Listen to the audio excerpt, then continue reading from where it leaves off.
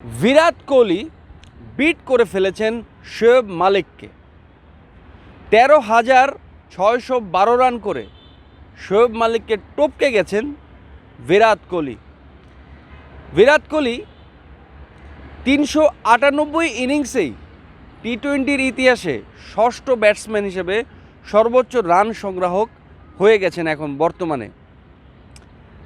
শোয়েব মালিক just পিছিয়ে পড়েছেন বিরাট কোহলি থেকে, কারণ শোয়েব মালিক অলরেডি রিটায়ারমেন্ট নিয়ে ফেলেছেন। ওভারঅল শোয়েব মালিক তো আর ক্রিকেট খেলবেন না সেভাবে, তো ওইভাবে টি-20-তে যেহেতু শোয়েব মালিক আর থাকছেন না, তাহলে বিরাট কোহলি সামনের দিকে এগিয়ে গেলেন, আরও এক ধাপ এগিয়ে গেলেন। সর্বোচ্চ দুর্দান্ত ইনিংস খেলেছেন লাস্ট আইপিএলে।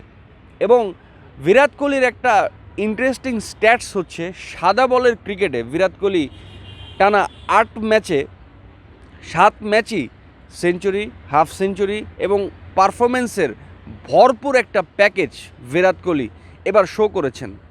অলরেডি আমরা কিন্তু লাস্ট ম্যাচে দেখতে পেরেছি বিরাট কোহলি দুর্দান্ত ইনিংস খেলেছেন আইপিএলে সানরাইজার্স হায়দ্রাবাদের বিপক্ষে। দুর্দান্ত একটা হাফ সেঞ্চুরি করেছেন বিরাট কোহলি, এবং সব কিছু মিলে এই হাফ সেঞ্চুরির পরেই বিরাট কোহলি শোয়েব মালিককে পিছিয়ে ফেলেছেন এবং এগিয়ে গেছেন বিরাট কোহলি। দুর্দান্ত ইনিংস খেলেছেন বিরাট কোহলি, দারুণ করেছেন। গতকালকে অ্যাক্টিভ থাকতে পারিনি বলে ক্ষমা চেয়ে নিচ্ছি, কিন্তু পাশাপাশি আমাদের কিন্তু কন্টেন্ট আপলোড হয়েছে, নতুন নতুন কন্টেন্ট আসছে আমাদের ইউটিউব চ্যানেলে।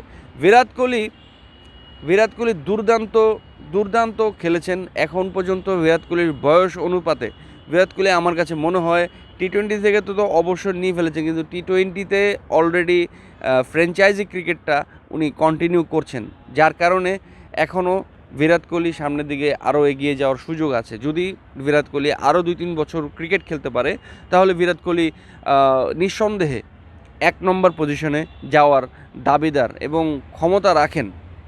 তো বিরাট কোহলির জন্য অনেক অনেক শুভকামনা। দর্শক, আপনারা হয়তো লুজ টকে দেখবেন যে আমার ফেস কন্টেন্ট কম আসছে, ফেস কন্টেন্ট আসবে ইনশাল্লাহ। আপনারা আমার পাশেই থাকবেন, যুক্ত থাকবেন লুজ টকের পাশেই। আর পাশাপাশি সবাইকে ধন্যবাদ ভিডিওটি দেখার জন্য। অবশ্যই চ্যানেলটি সাবস্ক্রাইব করে দিবেন যেন আমি আগামীতে আরও ভিডিও বানাতে পারি। সেই জন্য অবশ্যই আমার ভিডিওতে একটি করে লাইক এবং সাবস্ক্রাইব করে দিবেন। চাইলে আপনারা আমার পেজেও যেতে পারেন, তো পেজেও অংশগ্রহণ করতে পারেন। পেজে অনেক ফানি কন্টেন্ট দেওয়া হয়। আমার এই ইউটিউব চ্যানেলটা মূলত ক্রিকেট নির্ভর, স্পোর্টস নির্ভর ফানি কন্টেন্ট আমরা দিয়ে থাকি। তো অবশ্যই সাবস্ক্রাইব করে পাশেই থাকবেন। ধন্যবাদ সবাইকে ভিডিওটি দেখার জন্য।